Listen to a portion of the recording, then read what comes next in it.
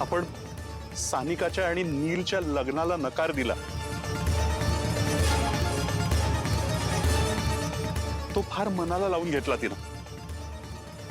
आणि त्यावेळेला तिच्या रंगरूपावरनं जो तू तिचा अपमान केलास, तो तिच्या एवढ्या जिवारी लागला की जाळून घेतलं तिने स्वतःला.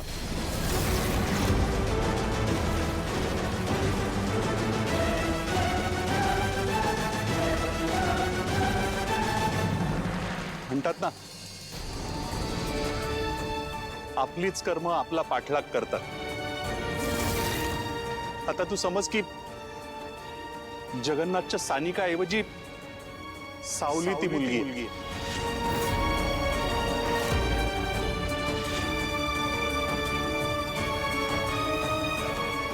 आणि जगन्नाथचं असं म्हणणं होतं की नकळत सानिकाच्या बाबतीत आपल्या हातून जे पाप घडलंय त्याचं प्रायश्चित्त म्हणून सारंग आणि सावलीचं लग्न व्हावं.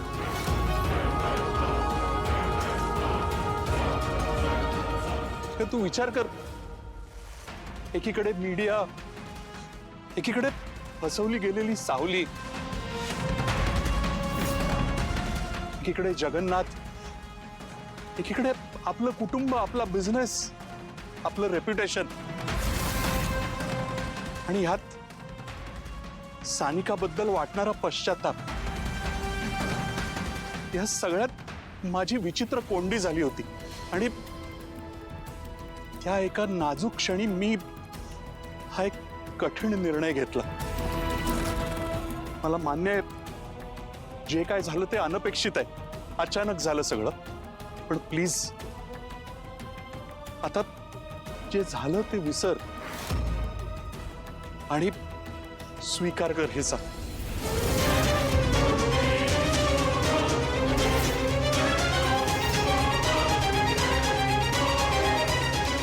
स्वीकार करते ना. सोडा माझा हात, सोडा. तर मग काय करतेस?